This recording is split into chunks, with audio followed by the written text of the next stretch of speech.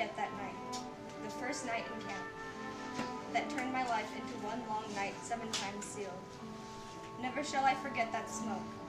Never shall I forget the small faces of the children, whose bodies I saw transformed into smoke under a silent sky.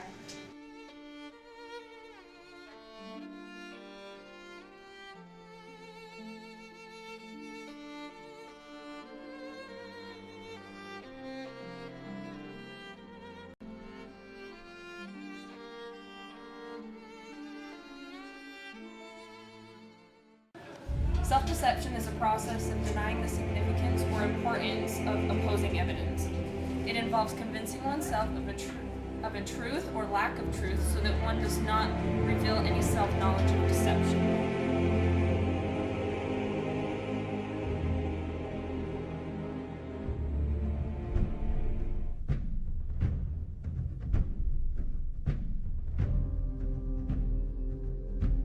I said, don't lose hope. You have already eluded the worst danger. We lived our lives like usual at first.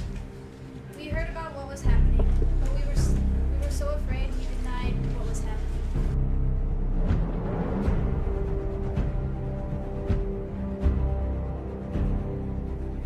Hey, when your teacher who's wearing a wig has power over your grade says, all rise, you rise. You may be seated.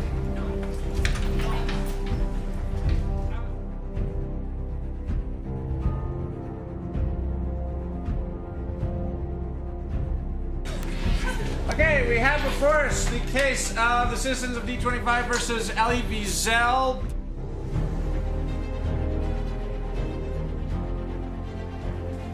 Call it in the air. Heads. Us goes first, so ladies, you'll be going first.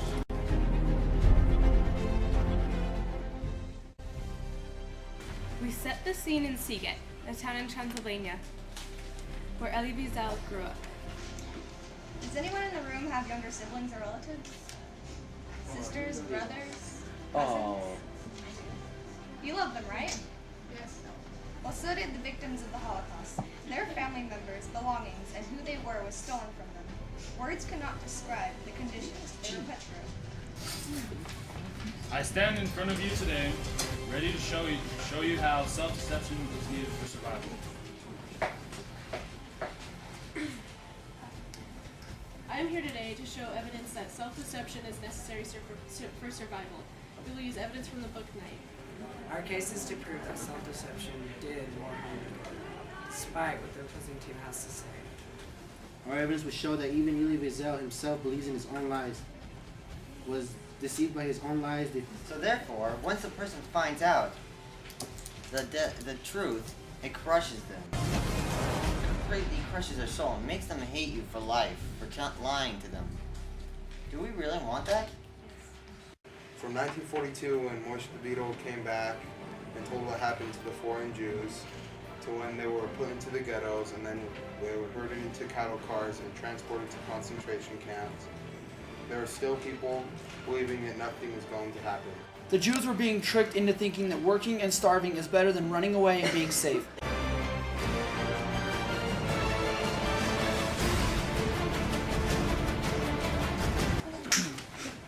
For my first witness, I'd like to call Ellie Wiesel up to the stand.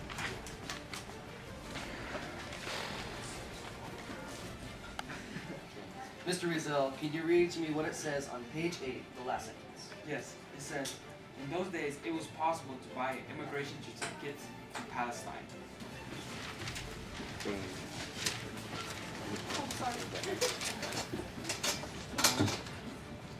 Why didn't the townspeople believe Moshe? Because they believed that all he wanted was pity.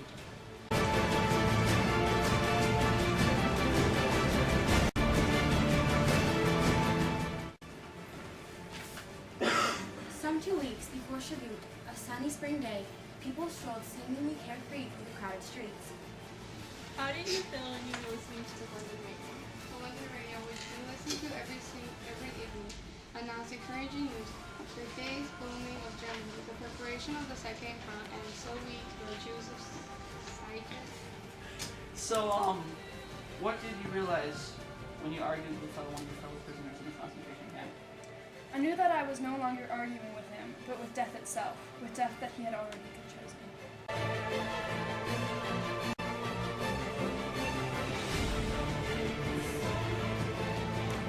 When Moshe was deported with others, he miraculously survived a horrifying situation and struggled to come back. When he starts to tell you about that horrific experience, no one believed him, but did you? Even I did not believe him. How do you think the Red Army is advancing? And with its advancement, do you think Hitler will be able to harm you? The Red Army was advancing with great strides. When the German troops entered the Hungarian territory, Do you think the Germans will enter Sieget? that does not make sense at all. Why would they stay in Budapest? Now, as the troops were done putting up barbed wire all around the town, how did you feel? When you first met the Germans, what were you thinking? When your dad was summoned to a meeting and returned, what did you guys want to hear? Do you think the Germans will make you leave Sieget? After going to the next town for the last train, how did the people feel? What did you tell the people on the train about the labor camp? When you arrived at one of the stations and learned about what the camp would be like, how did you feel? What did you say after the first selection? When Yehiel hugged you at the camp, what did you think? How did you stay alive so long? But when you arrived at the camp, you witnessed many deaths, and therefore, why would he cry? How did you give hope to your son about his mother and sister? When you arrived at Birkenau, daily routines improved. How did that change what people thought? What kinds of things did you tell your children to reassure them? Now, last question. When an evacuation was going to take place in Buna, you had a choice to go or stay in the infirmary. What was your choice?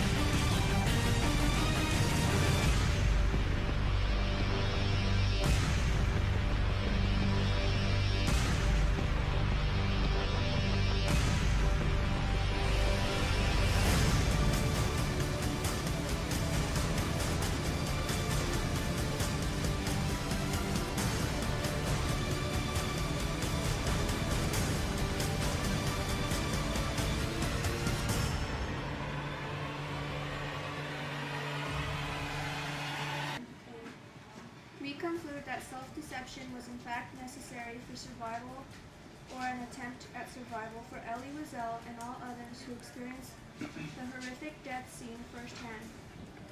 Our statement was that self-deception is harmful, and so as proven by the evidence stated by the witnesses, self-deception is bad. In my closing statement, I am going to give examples using the form of a picture, and just a little bit of warning. The second picture, not as graphic as you think would be, but it's very disturbing.